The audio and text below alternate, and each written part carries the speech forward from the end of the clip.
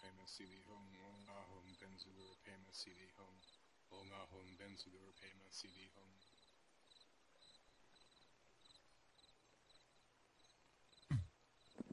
Welcome to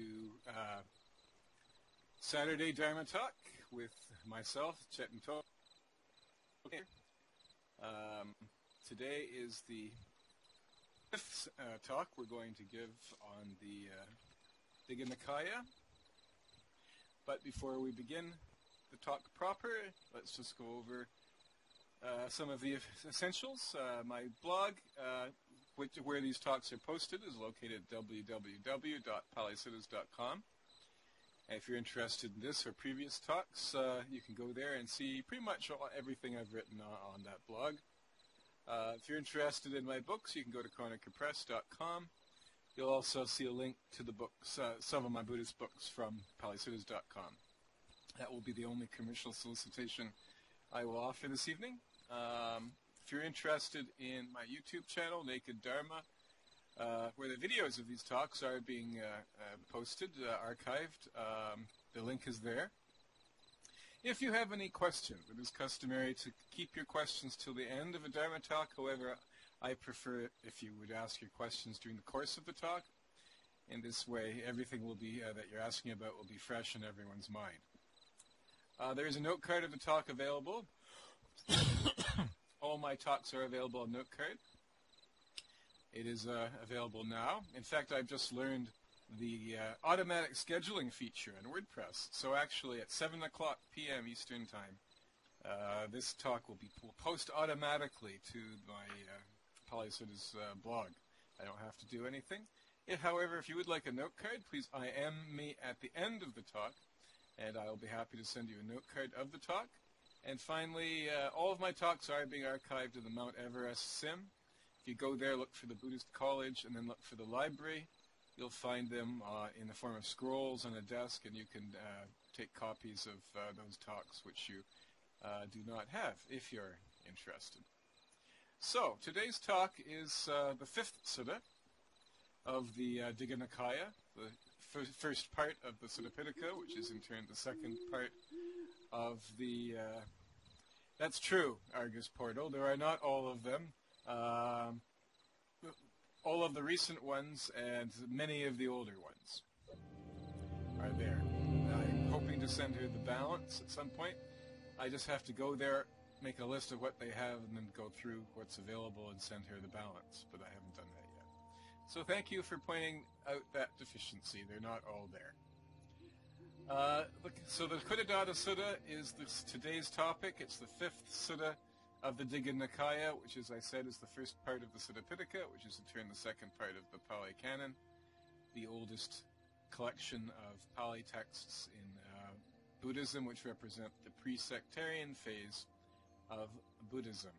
And this sutta takes place in the Brahmin village of Kanumata in Magadha, or Magadha, in Ambalatika Park. The translator points out that this is not the same place as the royal park of Ambalatika on the road between Rajagaha and Nalanda in the first sutta, but a place like it. Kanumata is described as populous, full of grass, timber, water, and corn. King Bimbisara of Magadha, who you will recall from the second sutta, was murdered by his son Ajatasattu, thus establishing this sutta as earlier than the second sutta of the Digha Nikaya, had given Kanumata to the Brahmin Kutadanta, a political structure which, as we are beginning to see, was common at the time. Kutadanta decided to make a great sacrifice, consisting of bulls, bullocks, heifers, he-goats, and rams, 700 each, 3,500 animals in total, all tied up to sacrificial posts. So he was pretty much on the verge of conducting this Brahmanic or Vedic sacrifice, animal sacrifice. The translator suggests that this is the story told by the Buddha to King Pasenadi of Kosala in the Samyutta Nikaya. The reference is 3.1.9. That's the third sutta of the Samyutta Nikaya. In any case, scholars do not accept it as an historical event. Nonetheless, it contains ideas that we can identify and evaluate. As I've discussed in other talks, it is perfectly possible to present true and valid insights in the form of fiction or mythology. As in the previous sutta, the mayor, if we may use that word, goes up to his veranda for the mid-afternoon nap or siesta. Clearly the norm at the time. The Buddha, too, was inclined to take a nap or siesta in the afternoon. Like Kutadanta, he sees the streets filled with people heading towards Ambalatika. Asking the reason, his steward tells him that they are going to see the Buddha. Perhaps the sutta was put after the previous one due to the similarity in the situation. Those of you, of course, who attended the last talk will recognize the situation as being very similar. The absurdity of the story now reveals itself, however, for it occurs to Kutadanta to ask the Buddha, on the verge of the sacrifice note, about how to conduct the triple sacrifice with the 16 requisites, a topic which Kutadanta, a Brahmin, professes not to understand. Ritual sacrifice is, of course, the heart of the Vedic religion. And before we continue, we're going to acquaint ourselves with this context by watching the preview to Altar of Sacrifice on YouTube. This will take approximately 9 minutes. So I'm going to post the link in the chat. If you would listen to this for the next 9 minutes, I will return at that time.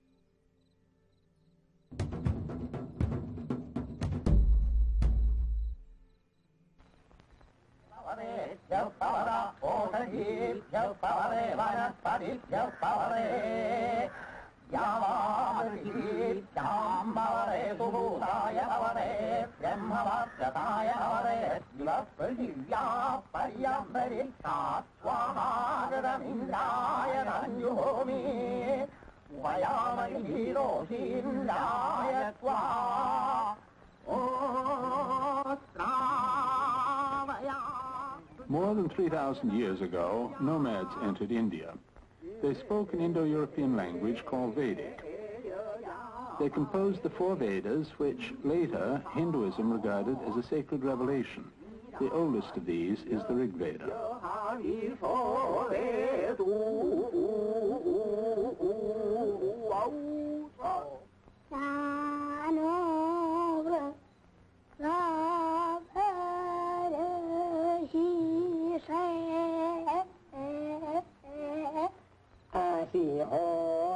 Unlike the Bible, which means literally the book, the Vedas were handed down without writing, word for word, from father to son, from teacher to pupil.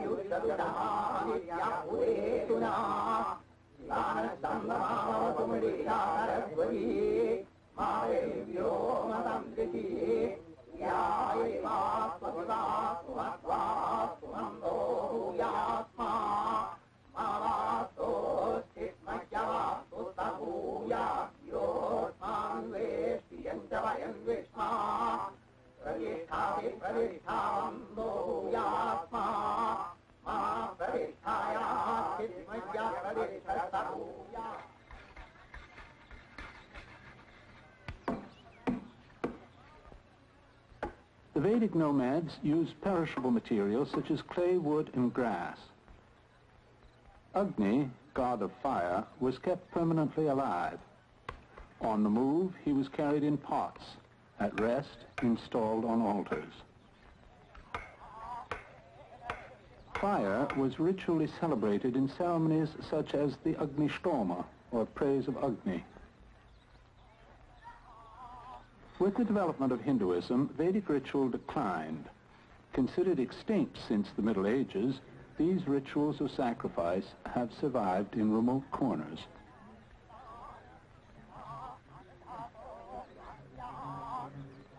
The ritual patron or sacrificer, with the help of Agni and Vedic mantras, asks the gods for strength, wealth, children, and immortality. His measurements give a unit of length which determines the size of his altars and sacred enclosure. This is the origin of geometry in India.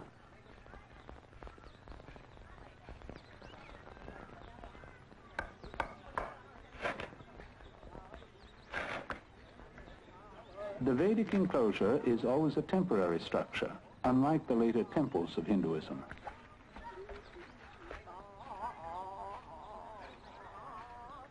Large altars were made of bricks. The dimensions of squares, rectangles, and triangles are also functions of the size of the sacrificer. The art of firing bricks can be traced to the Indus Valley civilization, which is earlier than the Vedas. Around the 10th century BC, the Yajurveda speaks of altars of fire built from 1,000 bricks. The altar construction in the shape of a bird is called Agnichayana, the piling up of Agni. The rituals connected with this construction continue through the night, from which the name Atiratra, or overnight, derives. One end of the sacred enclosure represents the home of the sacrificer.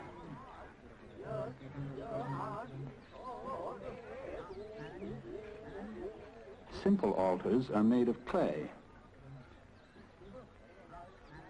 A round altar represents a kitchen fire. A semicircular altar faces south. Next to the sacrificial altar, ritual implements are kept. According to Rigveda, the man who performs Agnishtoma and Atirata goes up to heaven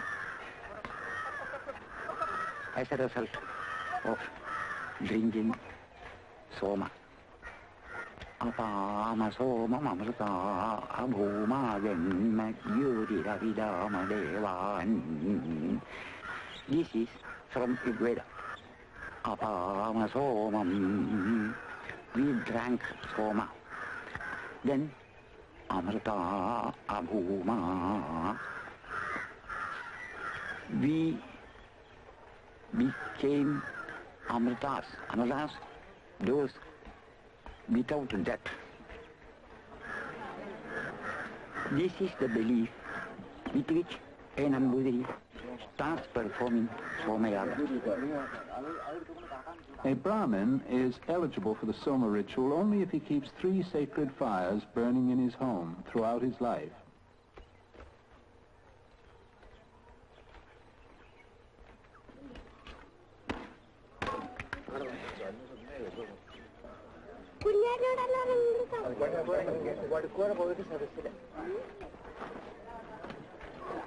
The 3 fires are carried to the sacred enclosure, together with wooden blocks and a drill for making new fire.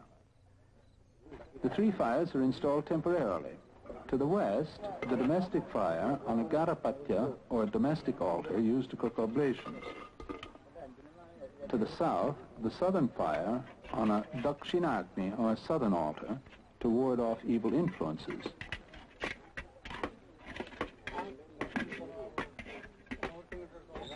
To the east, the sacrificial fire on an ahavaniya, or sacrificial altar, which is used to make oblations.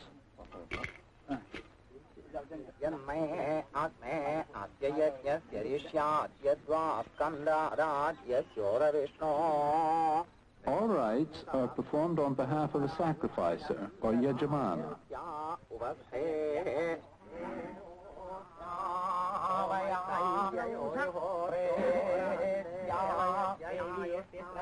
Devi Leela Saraswati भारतीभ्याम् भारत्यादित्यैरः पृच्छल् सरस्वतीमम् रुद्रैर्यज्ञमावीदिहैवेळया वसुमत्या सथमादम् मदेम वसुवने वसुधेयस्यप्यन्तु यजा.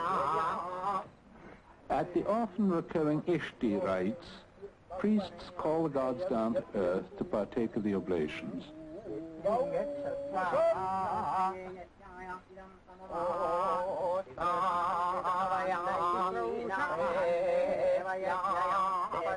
संसदृशीर्षाशलक्षतमिदेनम् शितिपृष्ठा आदधति सहस्रमीम् प्रवहन्ति मित्रावरुणे दस्य होत्रमर्हतो बृहस्पतिस्तोत्रमश्विनाध्वर्यवम् वसुवने वसुधेयस्य Vedu यजा. The offerings are poured into the fire, and Agni transmits them to the gods.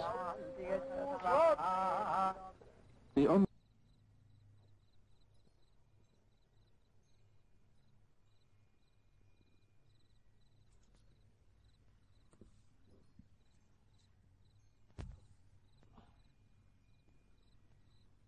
Okay, I'm back.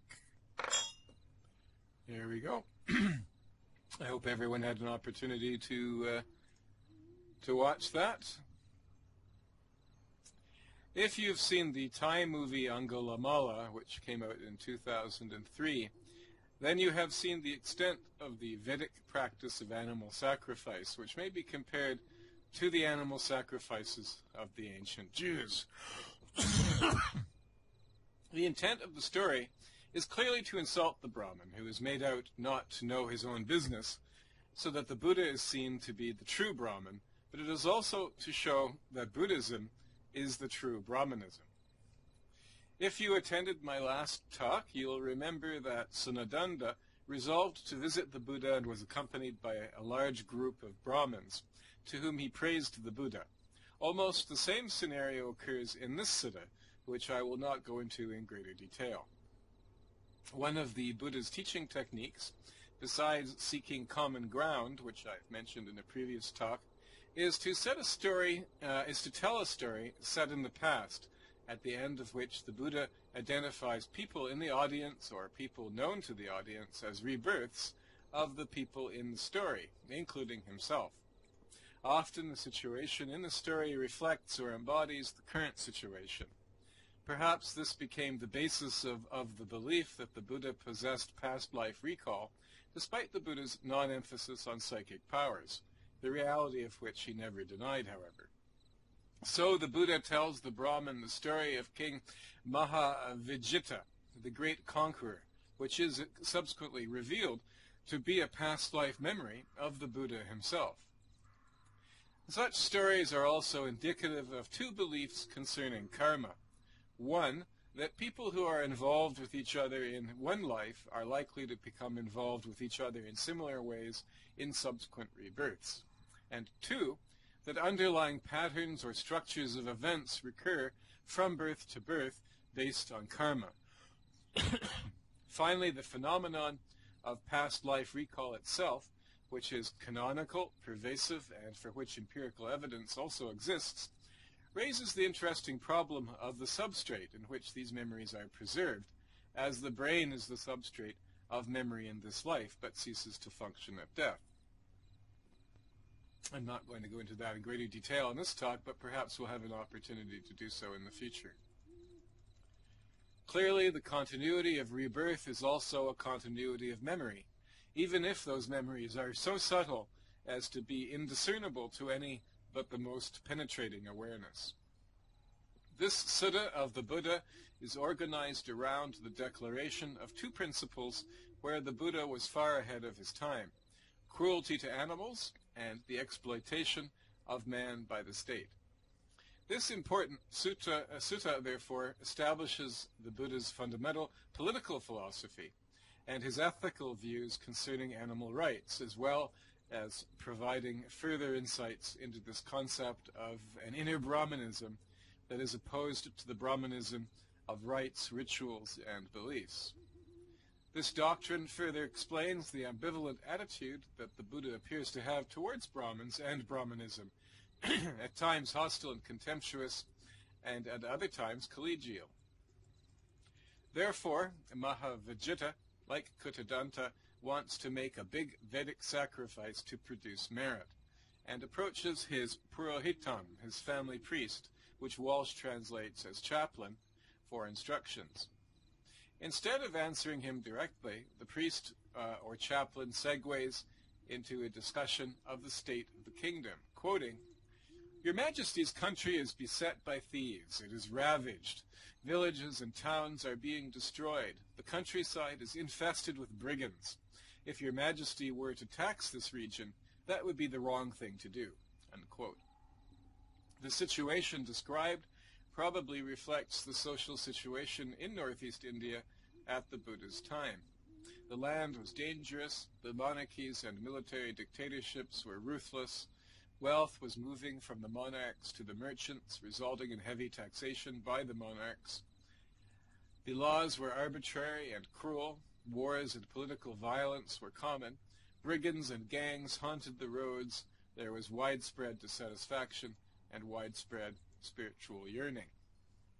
I am reminded, as I am frequently when reading the words of the Buddha, of the poems of Lao Tzu concerning government, thieves, and taxes. For example, quoting, "The people starve because the privileged ones eat too much. Truly, too many taxes are causing famine." That's from chapter 75 of the Tao Te Ching. "The vicious man taxes others," from chapter 79. "Because cunning governs the state, the country is beset by thieves." And that's chapter 65, and those are my own translations.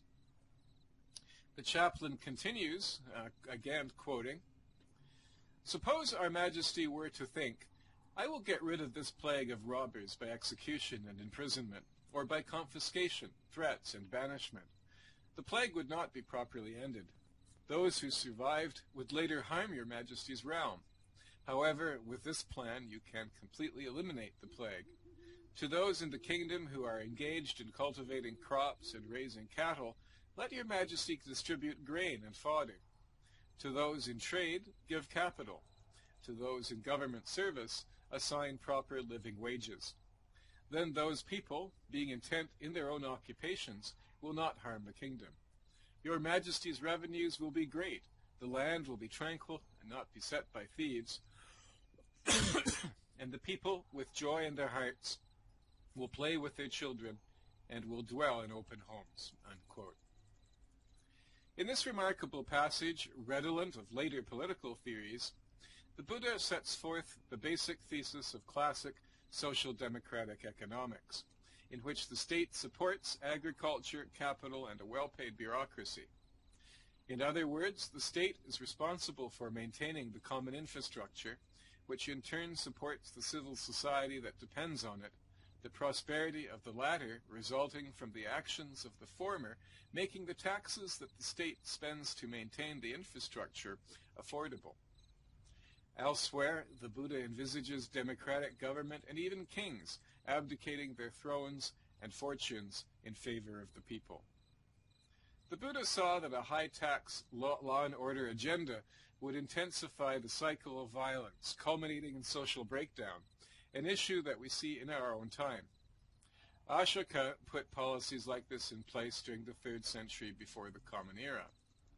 Ashoka's benevolent public works included charitable hospitals, poverty relief, tree planting, travelers' inns, parks and gardens, wells and tanks, clinics for birds and animals, and a ban on animal sacrifice. Clearly, humanity has not progressed much in 2,500 years, though much is always promised.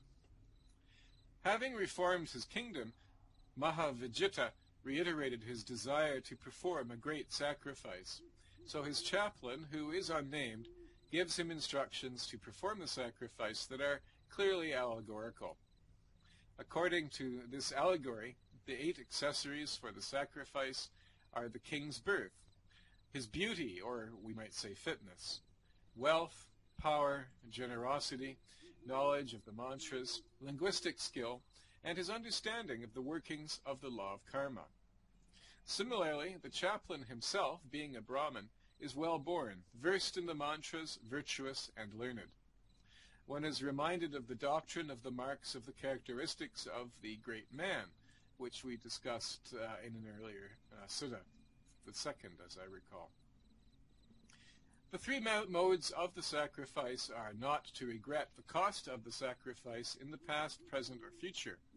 The 10 conditions refers to 10 precepts, starting with the familiar 5 precepts of Panso, namely not taking life, not taking what is not given, not indulging in sexual misconduct, not engaging in wrongful speech, not coveting, not harboring ill will, and not having wrong views.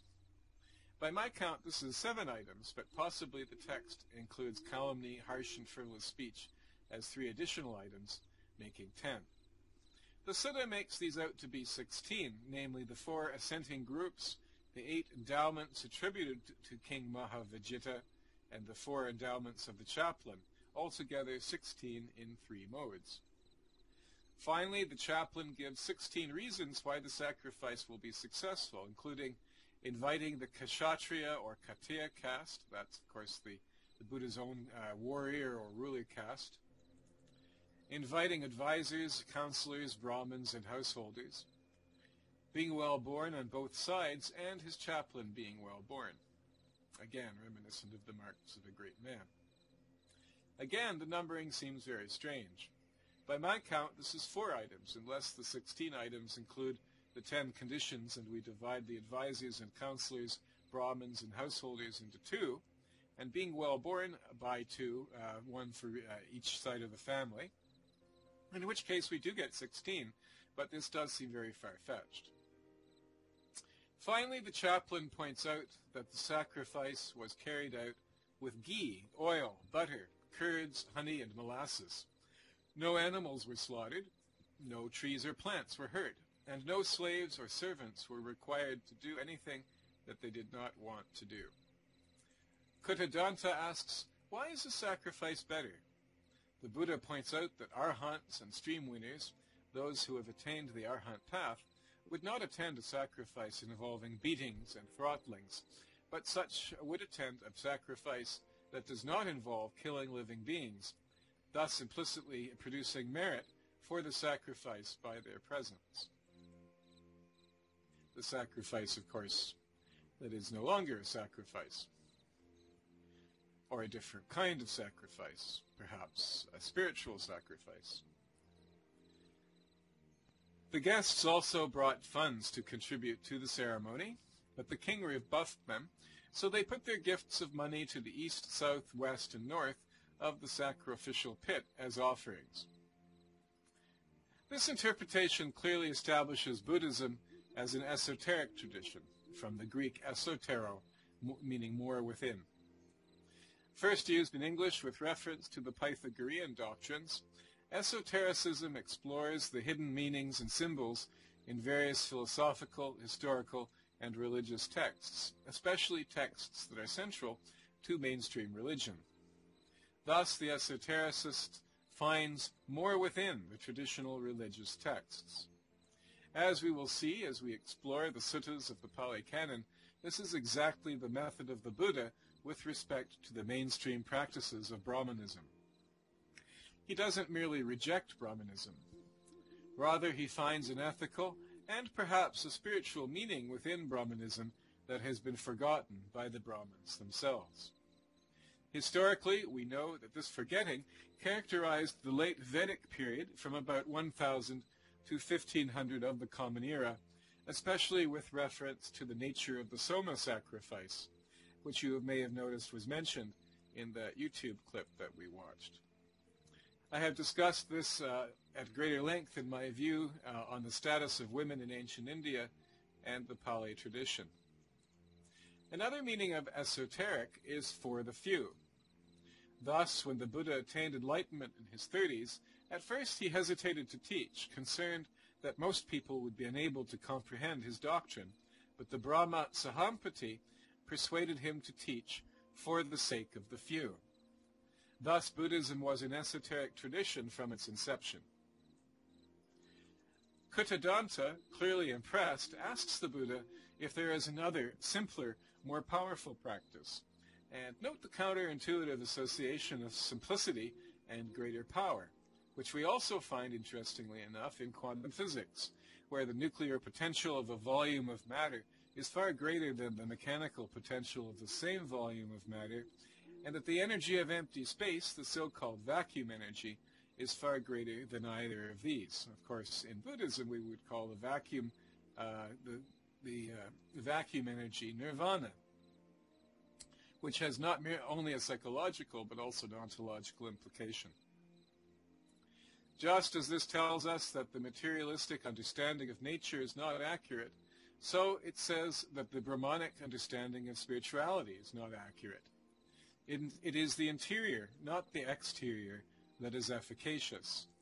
It is not that ritual has no efficacy, which is a naive misinterpretation of the Buddha's view, but rather that there is something else within ritual that is efficacious, just as there is something else within ethics that is efficacious, namely intention.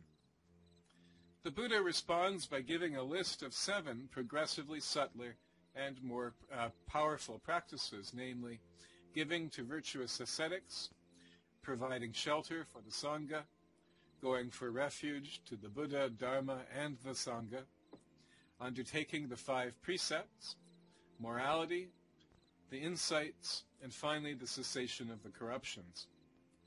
Beyond that, the Buddha says, quote, "There is nothing further in this world," unquote.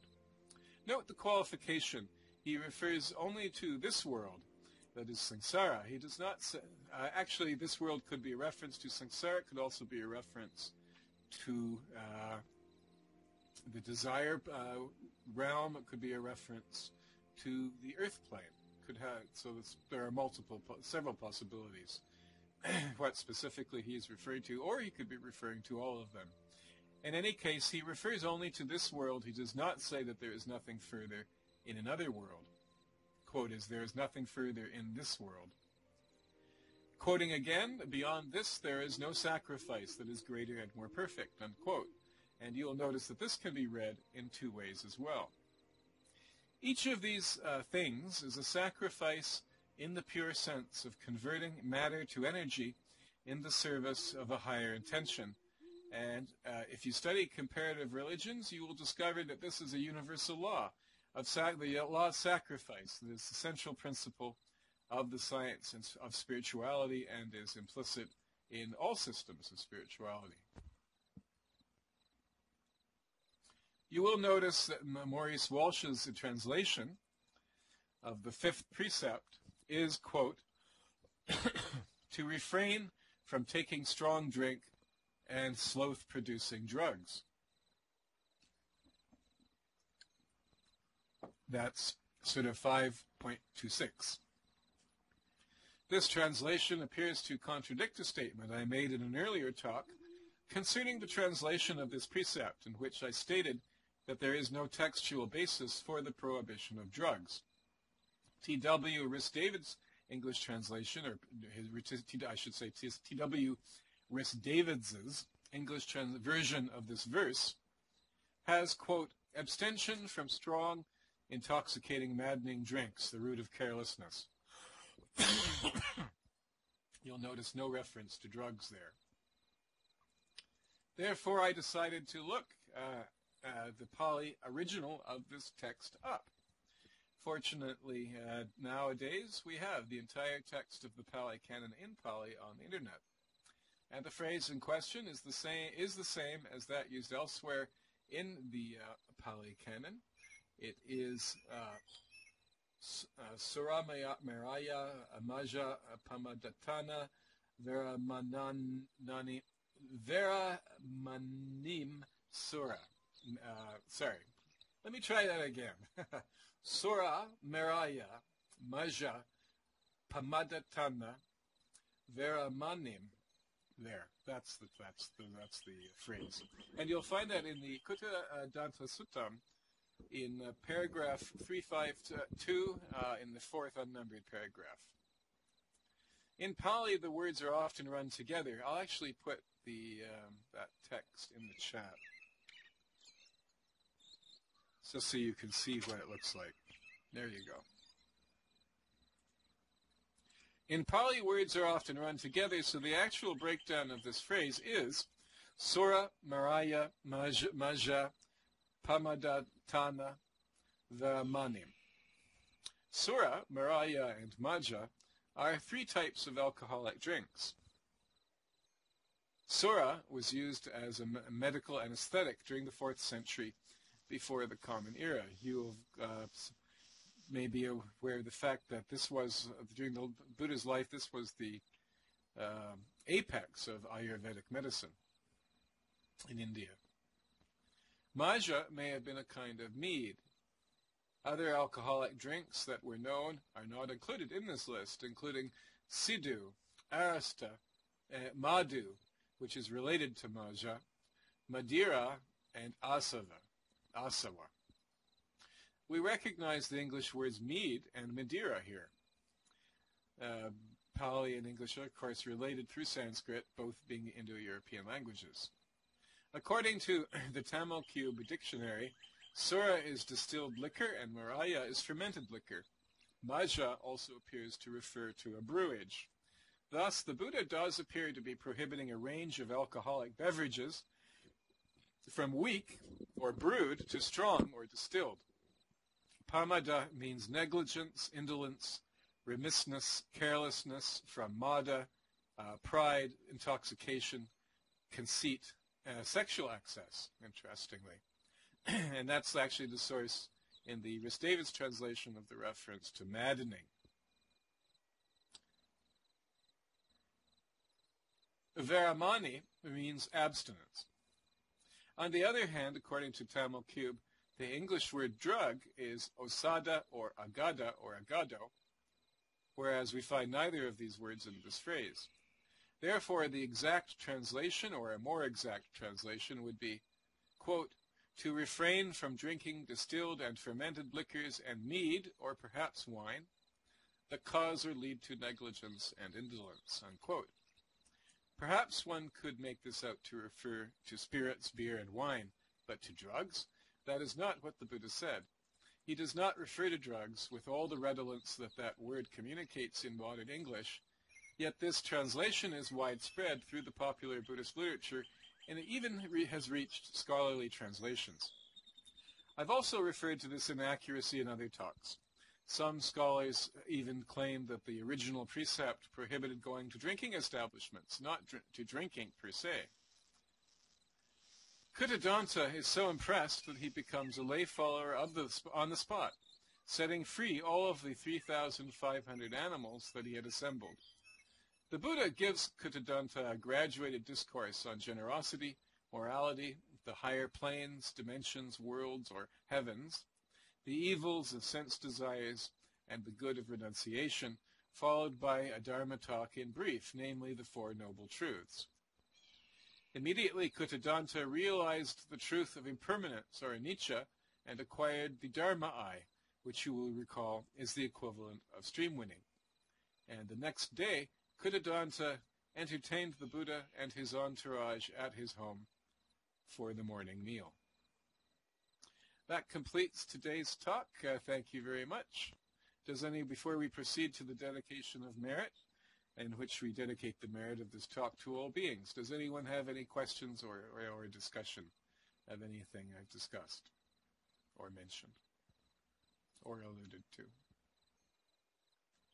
Phoenix Aglow says yes.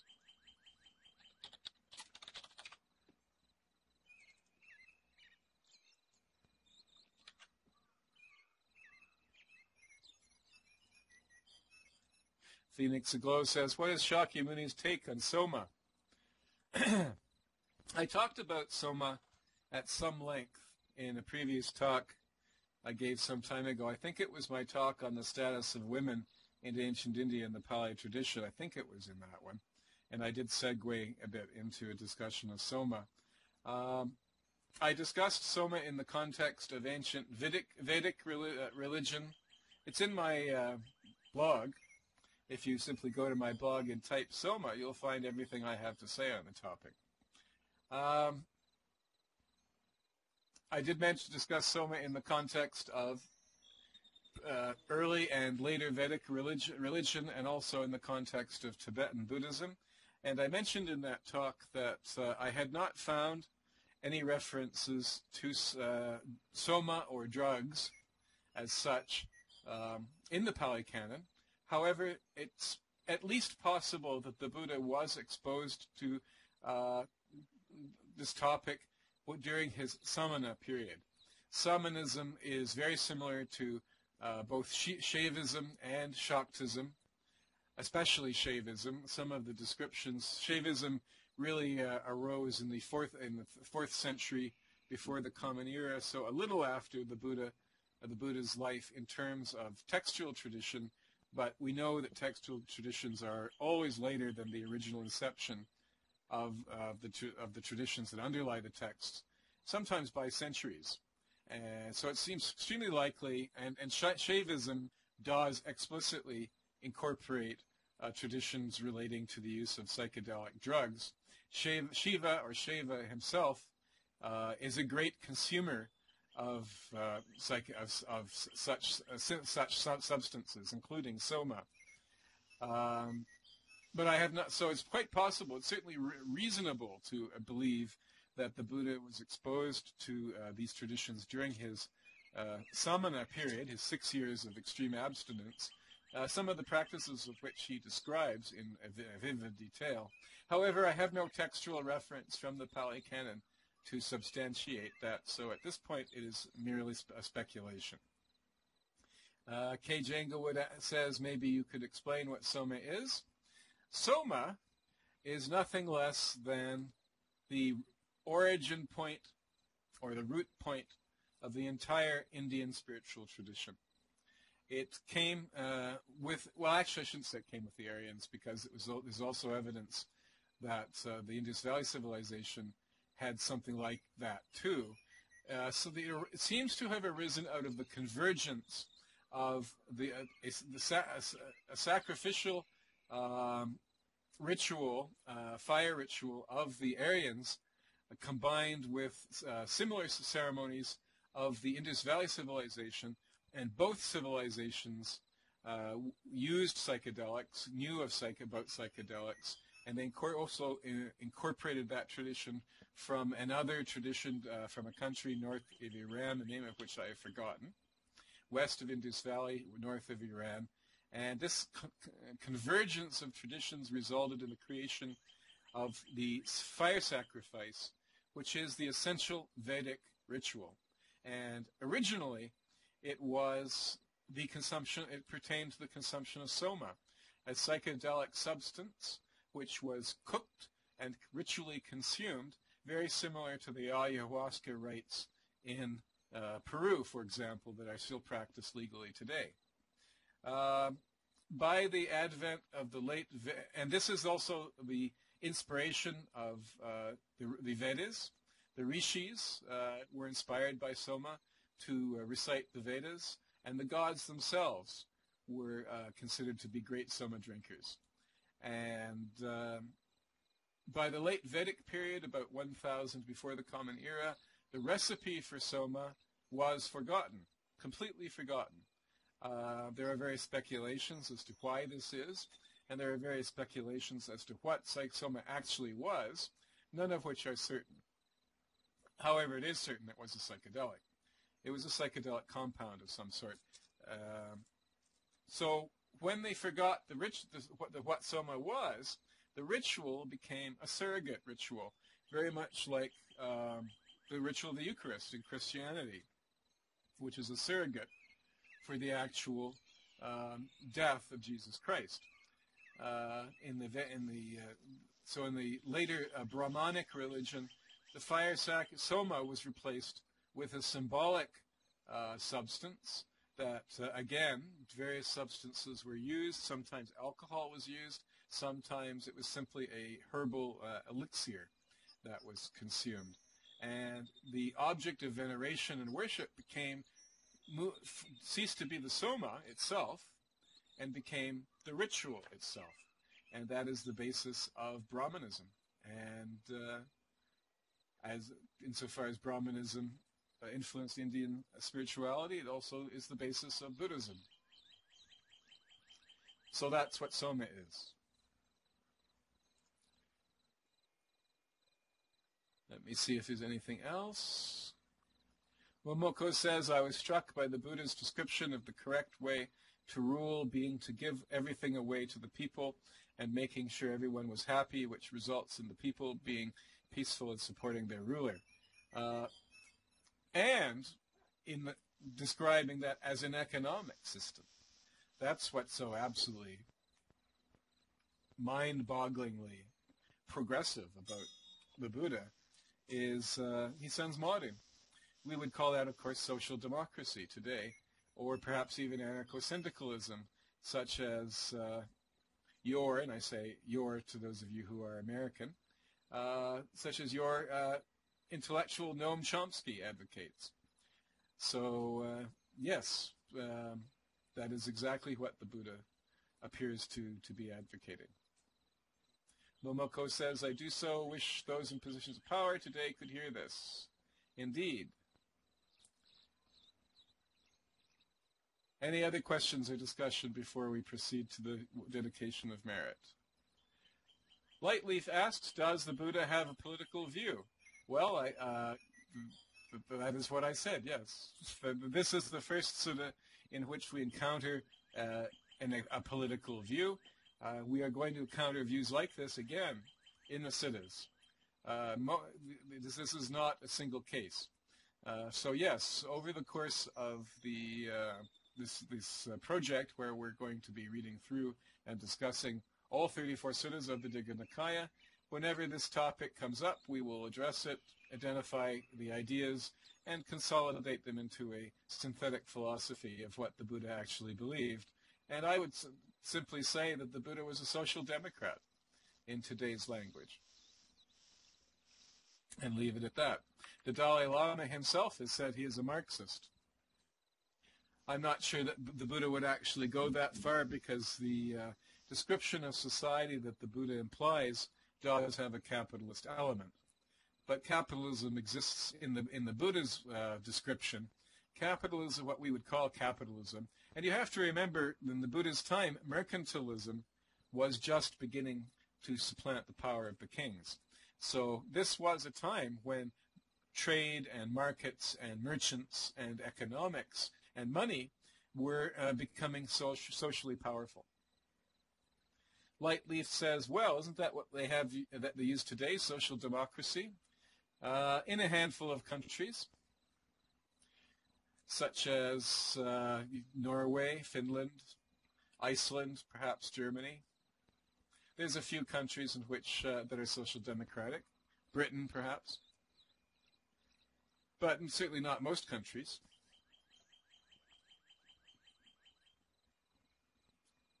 Social democracy is not social capitalism. Social capitalism has aspects of social democracy, primarily in order to maintain the stability of the capitalist system, but it is not social democratic in the true sense. Momoko says the capitalism was in the actions of the workers, not the elite. Basically, the Buddha's, in the passages which we were exploring today, the Buddha is saying that the state, government,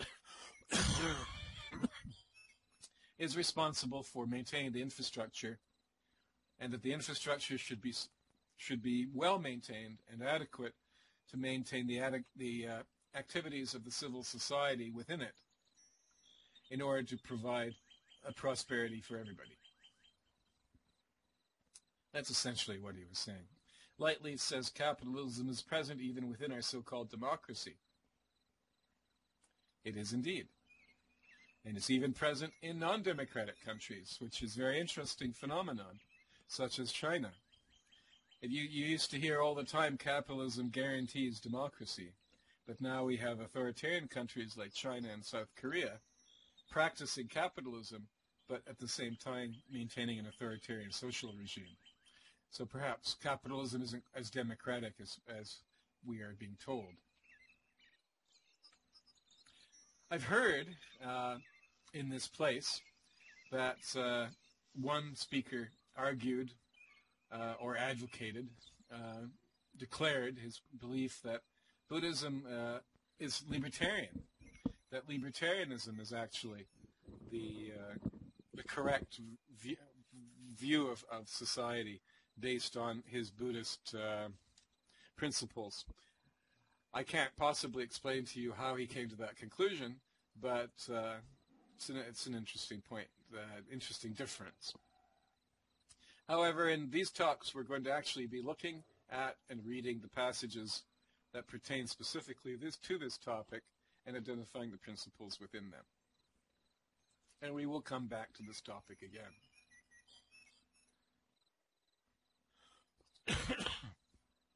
Momoko says, capitalism is power to control resources. The problem with libertarianism is it is not generous to others, only to the self. The problem with libertarianism is it has, and more fundamentally, it doesn't explain how the infrastructure is going to be sustained properly in order to maintain the activities of the individuals within it who are all competing with each other to produce this, that, and the other. How the infrastructure, how a sustainable infrastructure is to be created to maintain those activities is not explained by libertarianism very adequately. In any case, I would suggest that it's absolutely incompatible with Buddhism, any kind of libertarian ethos, except in the most idealistic sense that people should be free, the freedom of the individual. I mean, that is clearly a principle of Buddhism, but whether libertarianism creates that, or would create that, that's the question. Momoko says, yes, it ignores the relationships between individuals. It is only about the individual. Right, exactly. The collective is overlooked. It just shows you how there's nothing new under the sun. If you read the Pali Canon and with attention to the social description of the various what's going on in that society at that time, it's really very similar to what's going on in our society. It's just difference of scale, since we're talking about 16 countries, all located in northeast India, whereas today we're talking about a global national system of nations. But other than the economies of the scale, the social dynamics are really very similar.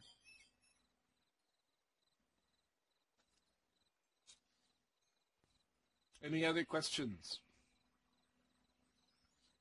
or discussion before we proceed to the dedication of merit? I didn't have any. Today's talk was fairly abstract. I didn't really have any ideas for a slideshow for today's talk, so I've created this background instead. And added a little bit of snow for the season. Whatever understanding, whatever positive force has come from this, may it go deeper and deeper and act as a cause to reach enlightenment for the benefit of all. Thank you very much again for this opportunity to discuss Dharma. It is my pleasure and privilege.